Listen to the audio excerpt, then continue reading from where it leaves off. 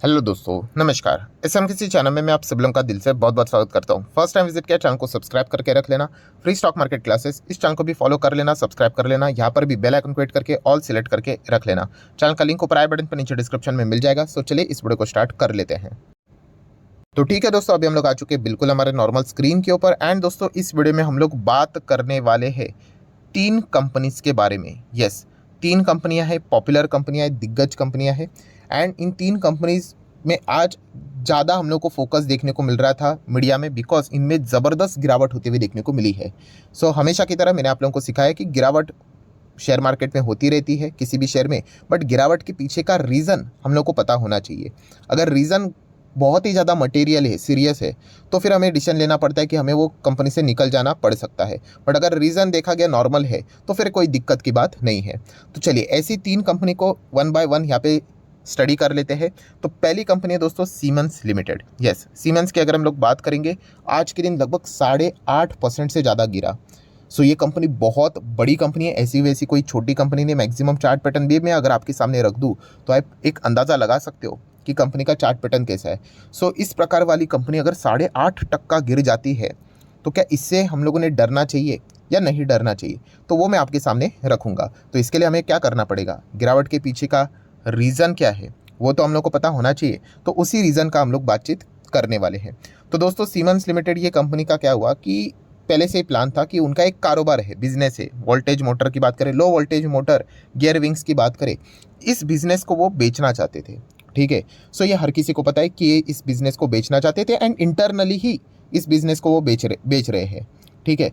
So problem क्या हुआ कि जो बेच रहे थे तो उससे रिलेटेड अनुमान लगाया गया था कि कंपनी इसको बेचकर जो पैसा कमाएगी, ठीक है, वो लगभग लगभग 6,000 करोड़, कितने में, 6,000 करोड़ की ये डील होगी कि पैसा आएगा करके। बट एक्चुअल में उन्होंने बेचा कितने में, केवल 2,200 करोड़ में। एंड 6,000 करोड़ के बदले 2,200 करोड़, इतने कम में ही यहाँ पे बेचा। तो इसके चलते इतनी नाराजगी क्यों, शेयर होल्डर क्यों डिसअपॉइंट हो गए। तो दोस्तों, मैं आपको बताना चाहूँगा कि जब भी ऐसा इंटरनली बिजनेस बेचा जाता है एंड जो भी पैसा आता है ना, तो उस पैसे के ऊपर हर एक शेयर होल्डर का अधिकार होता है। प्रमोटर भी होते हैं, ठीक है, माइनॉरिटी शेयर होल्डर भी होते हैं। माइनॉरिटी शेयर होल्डर मतलब आप बोल सकते हैं अदर देन प्रमोटर, ठीक है, छोटे रिटेल इन्वेस्टर भी उसी में आ जाते हैं। सो जो भी ये पैसा आता है तो वो पैसा उनको क्या करना पड़ता है पता है, एज अ स्पेशल डिविडेंड वो शेयर होल्डर को बांट देते हैं कि चलो ये ले लो आपका पैसा। तो इसी चीज़ के चलते दोस्तों ये डिसाइड हुआ था कि 6,000 करोड़ आएगा, ठीक है, and special dividend company announce करेगी, जो कि आगे भी करेगी अभी। बट पहले कितना आने वाला था, 6,000 करोड़। तो बड़ा डिविडेंड एक्सपेक्ट किया जा रहा था कि सीमेंस लिमिटेड 6,000 करोड़ में ये अपना बिजनेस कारोबार बेचने वाली है, बड़ा पैसा आएगा, बड़ा डिविडेंड मिलेगा। एंड इसीलिए बहुत सारे लोगों ने इसमें पैसा लगाया था। सो अभी जैसे ही पता चला कि 6,000 करोड़ भूल जाइए, केवल 2,200 करोड़ में ही ये डील कंप्लीट हो चुकी है। तो जो एक्सपेक्ट किया गया था डिविडेंड, वैसा तो डिविडेंड आएगा नहीं। आएगा जरूर डिविडेंड, बट वो नहीं आएगा जो वो एक्सपेक्ट कर रहे थे। मतलब 6,000 करोड़ की दर और 2,200 करोड़ देखो की दर। तो इसलिए आप यहाँ पे देख सकते हो, अलग अलग आर्टिकल आपको देखने को मिल जाएंगे कि सीमेंस का शेयर हम लोग को ज़बरदस्त गिरते हुए देखने को, मतलब as a minority share holder hit by unfriendly move. Unfriendly move मतलब क्यों, क्योंकि बड़ी डील यहाँ पे एक्सपेक्टेड थी 6,000 के आसपास, 2,200 में ही सेटल डाउन हो गई। सो अभी जो स्पेशल डिविडेंड आएगा, मतलब मान लीजिए पहले 60 का डिविडेंड होता, 100 का होता मान लीजिए, अभी 6,000 के हिसाब से 2,200, मतलब 60% से भी हम लोग को ज़्यादा के भाव के ऊपर ही, मतलब कम के हिसाब से उन्होंने ये दिए हैं। तो पहले 100 का डिविडेंड एक्सपेक्ट था, अभी पकड़ लीजिए समवेयर अराउंड 40-35 का ही डिविडेंड मिलेगा। तो इसलिए जिन जिन लोगों ने डिविडेंड के चलते इसमें निवेश किया था कि बड़ा डिविडेंड मिलेगा, पार्टी करेंगे, तो उनकी पार्टी करने का मूड ही खराब हो गया कि बोलते हैं बॉस ये क्या है, 6,000 के बदले 2,200 में ही दे दिया कंपनी। तो इसीलिए यहाँ पे हम लोग को ये मूड खराब होते हुए देखने को यहाँ पे मिला है एंड इसीलिए सीमेंस लिमिटेड गिरते हुए देखने को मिला है। तो क्या इसका अर्थ यह है कि कंपनी खराब हो गई, क्या कंपनी में इंटरनल इशू हो गया? तो दोस्तों इस सवाल का जवाब है एन ओ नो। तो इस चीज़ के चलते आपको डरने की ज़रूरत नहीं है। ऐसी बहुत बार चीज़ें होती रहती है दोस्तों, हर कोई पैसा बचाने की कोशिश करते हैं, बट येस इसके चलते मतलब छोटे शेयर होल्डर जो होते हैं ना, मतलब उनमें नाराज़गी हम लोग को ज़्यादा देखने को मिल जाती है। एंड यही चीज़ हम लोग को फिलहाल तो देखने को मिली है। सो सीमेंस लिमिटेड से रिलेटेड जो लोग सवाल पूछ रहे थे उनको जवाब मिल चुका है कि बड़ा डिविडेंड एक्सपेक्ट कर रहे थे, वो डिविडेंड अभी आप भूल जाइए, इतना बड़ा डिविडेंड नहीं आएगा, छोटा ही डिविडेंड आएगा। इसलिए ये कंपनी गिरते हुए देखने को मिली। ये हो गया पहला कंपनी। सेकंड कंपनी है ग्लैंड फार्मा। ग्लैंड फार्मा की तो हालत ही खराब हो गई आज के दिन, 16% का मेजर क्रैश, पहले ही गैप डाउन एंड उस गैप डाउन के बाद भी लगातार बड़ी बिकवाली हम लोग को देखने को मिली है। एंड ये बिकवाली कुछ ज़्यादा ही सीरियस होती जा रही है, बिकॉज 5 दिन के गिरावट देखोगे, बाप रे बाप, 35% क्रैश हम लोग को होते हुए देखने को मिल रहा है। कैसी गिरावट नीचे जा रही है देखिए। सो बहुत ही मटेरियल रीज़न है, हम कह सकते हैं। 1 महीने में देख सकते हो, 6 महीने की अगर मैं बात करूँ तो समवेयर अराउंड 47% क्रैश। देन 1 जनवरी से 40%। 1 साल की बात करें तो बाप रे बाप 70% क्रैश ये स्टॉक होते हुए देखने को मिल रहा है। लोअर लो काटते ही जा रहा है, आप देख सकते हो। और जिस प्रकार से गिर रहा है, ऐसा लग रहा है कि और भी नीचे यहाँ पे ज़मीन के अंदर ही चला जाएगा, इतना भयंकर गिर रहा है। सो ग्लैंड फार्मा की गिरावट के पीछे का रीज़न क्या है दोस्तों? तो बहुत सारे इंटरनल रीजंस है जिसके चलते ये कंपनी यहाँ पे गिर रहा है। एंड बिजनेस वाइज रीज़न हम लोग को देखने को मिल रहे हैं। देखिए, सबसे पहले तो ग्लैंड फार्मा की शुरुआत कहाँ से हुई थी पता है? गिरावट की। तो उनके जो प्रमोटर हम लोग को देखने को मिल रहे थे, इनके प्रमोटर चाइनीज़ है, आप सब लोगों को पता ही है। तो ये जो कंपनी है, पहले ऐसी खबर आई थी कि पूरा का पूरा जो स्टेक है 57.86 पूरा का पूरा क्या करेंगे पता है? सेल करेंगे। मतलब क्या है? कंपनी ही बेचेंगे ग्लैंड फार्मा। ये खबर पहले सामने आई थी। एंड इस चीज़ के चलते ग्लैंड फार्मा में तब से वो मतलब नेगेटिविटी लगी है इस स्टॉक के पीछे, वो रुकने का नाम ही नहीं ले रही है। हर वक्त कुछ ना कुछ नेगेटिव खबर देखने को मिल जाती है। देन दोस्तों देखा गया कंपनी के क्वार्टरली रिजल्ट्स भी आपने देखे होंगे, पढ़े होंगे, बहुत ही खराब। मतलब दिसंबर में अगर आप देखोगे 926 का सेल था, इस वक्त 785, राइट। एंड उसके पहले कितना था? 1 साल पहले 1100 का सेल। मतलब आप देख सकते हो 1100 का कितना हो गया? केवल 700। दिसंबर का 900, 700। एंड इसी चीज़ के चलते कंपनी का ऑपरेटिंग प्रॉफिट देखिए 284 का कितना हो गया? 169। मतलब 31% के ओपीएम मार्जिन जो थे वो 22% तक आ गए। और 1 साल पहले यही मार्जिन 32% थे, 348 का ऑपरेटिंग प्रॉफिट था, वो लगभग 169 हो गया। 22% तक ओपीएम देखने को मिल रहा है। मतलब कुल मिला के कहानी क्या है? कंपनी के ईयर ऑन ईयर बेसिस, उसी के साथ साथ क्वार्टर ऑन क्वार्टर बेसिस, दोनों नंबर बहुत ही खराब थे। पुअर नंबर हम लोग को देखने को मिले। अगर आप चाहो तो नेट प्रॉफिट भी देख लेना। नेट प्रॉफिट पिछले क्वार्टर में 228 था, इस वक्त केवल 79। ईपीएस देखिए 13 का ईपीएस, 14 का ईपीएस, केवल 4। और 1 साल पहले का परफॉर्मेंस कितना था? 286, 17 का ईपीएस था, वो ईपीएस कितना हो गया? सिंगल डिजिट में आते हुए देखने को मिला है। तो बहुत ही घटिया परफॉर्मेंस हम लोग को कंपनी का देखने को मिला है। ऊपर से ऐसी नेगेटिव खबरें, तो आपको पता है ये मार्केट तो ऐसी खबरों के चलते इजीली पैनिक हो जाता है। कहानी अभी तक खत्म नहीं हुई है। उसी के साथ साथ कंपनी की कुछ बिजनेसेस की भी बात करें तो जो मेडिसिन अलग अलग यहाँ पे बनाती थी, फार्मा सेक्टर से बिलोंग करती है कंपनी, तो उससे रिलेटेड भी बहुत ही सॉफ्ट डिमांड हम लोग को देखने को यहाँ पे मिल रहा था। एंड इसके चलते प्रोडक्शन में भी हम लोग को दिक्कतें देखने को मिल रही थी।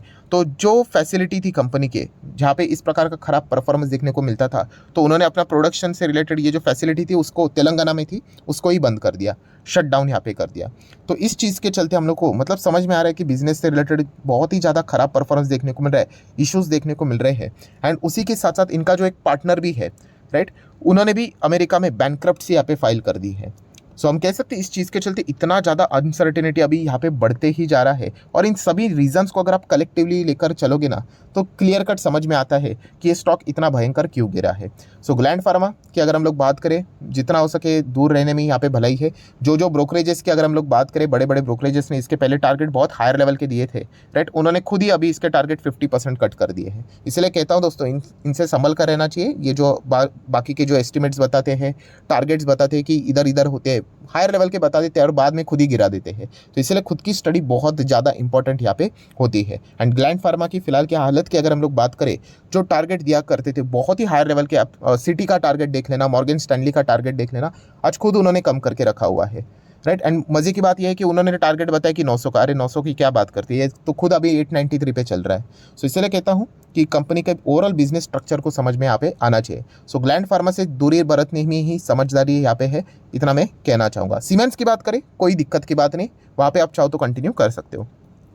तीसरी कंपनी बालाजी अमाइंस। सो बालाजी अमाइंस की बात करें, कितना गिरा है? 5.27% रिकवरी है, इसीलिए ठीक लग रहा है। वरना ये जो गिरावट थी बहुत ही खतरनाक थी, 7-8% तक ये गिरावट हम लोग को देखने को मिल रही थी। आप देख सकते हैं निचले स्तर से हम लोग को बाइंग होते हुए देखने को मिली है। सो निचले स्तर से बाइंग क्या ऐसे ही हुई है? नहीं दोस्तों, इसके पीछे का रीज़न भी है। सबसे पहले गिरा क्यों? तो नॉर्मल गिरावट है, इसके पीछे का रीज़न ऑलरेडी मैं आपको बता चुका हूँ कि कंपनी के Q4 के जो प्रॉफिट थे उनमें गिरावट देखने को मिली। सो ये एक रीज़न था। एंड एक्चुअल में खराब नंबर्स थे, ठीक है, ये एक मेजर मतलब रीज़न देखने को मिला था। देन उसके बाद एक मतलब बड़ी खबर हम लोग को देखने को मिली। कौन सी बड़ी खबर? तो आप देख सकते हो यहाँ पे कि जो बालाजी अमाइंस जो कंपनी है, तो कंपनी का मैनेजमेंट में हम लोग को बदलाव देखने को मिल रहा है। मतलब कंपनी के जो CFO है, ठीक है, वो हम लोग को एग्जिट होते हुए देखने को मिल रहे हैं। एंड उसी के साथ साथ कंपनी के 5 इंडिपेंडेंट डायरेक्टर भी हम लोग को एग्जिट होते हुए देखने को मिल रहे हैं। सो ये अभी ऐसी खबर सामने आएगी, कंपनी के सीएफओ भी जा रहे हैं, 5 इंडिपेंडेंट डायरेक्टर ने भी रिज़ाइन दिया है, तो डर तो लगेगा ही लगेगा। बट बाद में आप देख सकते हो कि ये शेयर रिकवर इसीलिए हुआ क्योंकि कंपनी ने इससे रिलेटेड क्लैरिफिकेशन जारी किया कि एग्जैक्टली क्या हुआ है करके।